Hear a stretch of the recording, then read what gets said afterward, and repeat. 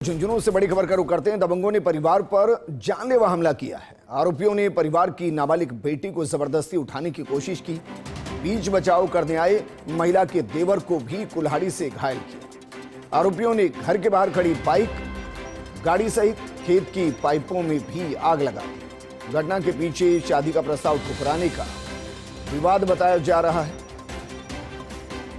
और तस्वीरें डराने वाली हैं। मेरे सहयोगी प्रदीप जुड़ गए हैं। प्रदीप, सबसे पहला सवाल तो यह है कि बच्ची अगर नाबालिग है तो शादी तो वैसे भी नहीं हो सकती। इस दबंगाई के बाद कार्रवाई क्या की गई है और फिलहाल बच्ची को अगवा कर दिया गया, परिवार के साथ है? बिल्कुल, आप सही कह रहे हैं विजेंद्र जी की नाबालिग बेटी है, उसके विवाह का प्रस्ताव है। एक युवक के साथ इनकी बातचीत चली थी इन शादी की, लेकिन वो जो परिवार है महिला का, उन परिवार को ये रात नहीं आया, उन्होंने मना कर दिया। तो जो आरोपी युवक है उसके परिजनों को इनको इज्जत का सवाल बनाकर उन्होंने इनके घर पे बार बार धमकी देना, इनके घर पे आ रहे थे। ये नीम की ढाणी का मामला है, लेकिन 3 अक्टूबर को भी ये परिवार के साथ आए थे और मारपीट की थी इनके परिवार के साथ में। बूढ़ागोड़जी थाने में इनकी रिपोर्ट भी दी गई थी। जब पुलिस के पास ये मामला है तो उन्होंने आपसी विवाद कहकर टाल दिया, लेकिन ये एक दिन पूर्व जब रात को ये लोग आए यहाँ पर और यहाँ पर आकर मारपीट की है। ये महिला के साथ मारपीट के साथ उसके देवर है, उसके वो भी कुल्हाड़ी से पिटा गया है। जो सिंचाई में पाइपलाइन है उनको तोड़ा गया है, गाड़ियों को आग के हवाला किया गया है। एक तरह से तांडव वहां पर मचाया गया है। आस पड़ोस के लोग भी वहां पर मौजूद थे, इस वजह से ये बच गए, नहीं तो बड़ा मामला हो सकता था। अब पुलिस को भी मौके पर सूचना के बाद पहुंची है। संभावित ठिकानों पर आरोपियों की तलाश की जा रही है, लेकिन जो पीड़ित सुमन देवी है उन्होंने एसपी से भी सुरक्षा की गुहार लगाई है। उनका कहना है कि पुलिस में मामला दर्ज होने के बावजूद कार्रवाई नहीं हुई तो ऐसे में दोबारा आरोपी हैं वो हमला कर सकते हैं। जी नहीं, लेकिन ये पूरी घटना घटने के कितने वक्त के बाद ये मामला दर्ज हुआ है? जी बिल्कुल, जो पहले का जो मामला था वो 3 अक्टूबर को मारपीट हुई थी। 2-3 दिन बाद में बूढ़ागोड़जी थाने में मामला दर्ज हो गया था, लेकिन एक दिन पूर्व भी ये दोबारा हमला हुआ है। ऐसे में इस परिवार की सुरक्षा पर भी पुलिस पर भी सवालिया निशान उठ रहे हैं कि उन्होंने पहले मामले में अगर कार्रवाई कर देते तो दोबारा ये आरोपियों की हिम्मत नहीं होती कि इनके परिवार पे हमला कर पाते। जी प्रदीप, पुलिस के किसी अधिकारी से बातचीत हुई कि भाई इसके लिए अब जिम्मेदार कौन है?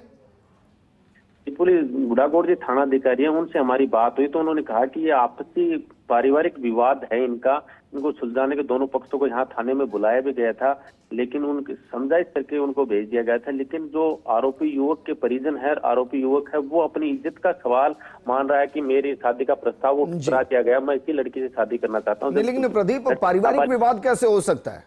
क्या परिवार के अंदर ही बच्ची से शादी करने की बात हो रही थी?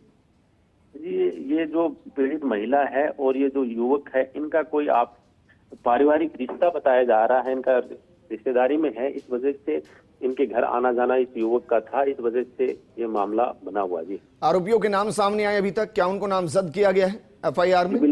जी बिल्कुल, 5 हैं। इनके 5 जनों के नाम है वो बूढ़ागोड़जी थाने में नामजद हैं और इनके साथ अन्य लोग हैं, उनकी भी रिपोर्ट दी गई। करीब 10-11 जनों के खिलाफ रिपोर्ट दी गई है। फिलहाल उनके नाम क्या है प्रदीप? इसमें एक राजकुमार है, संतोष देवी है, इसके अलावा श्रवण कुमार है, कई अन्य हैं जिनके खिलाफ रिपोर्ट दी गई है। नामजद रिपोर्ट के बावजूद अब तक पुलिस आरोपियों तक नहीं पहुंची है। जबकि नाम जिनके साथ मारपीट की गई है, देवर को कुल्हाड़ी भी मारी गई है, अभी उनकी स्थिति क्या है?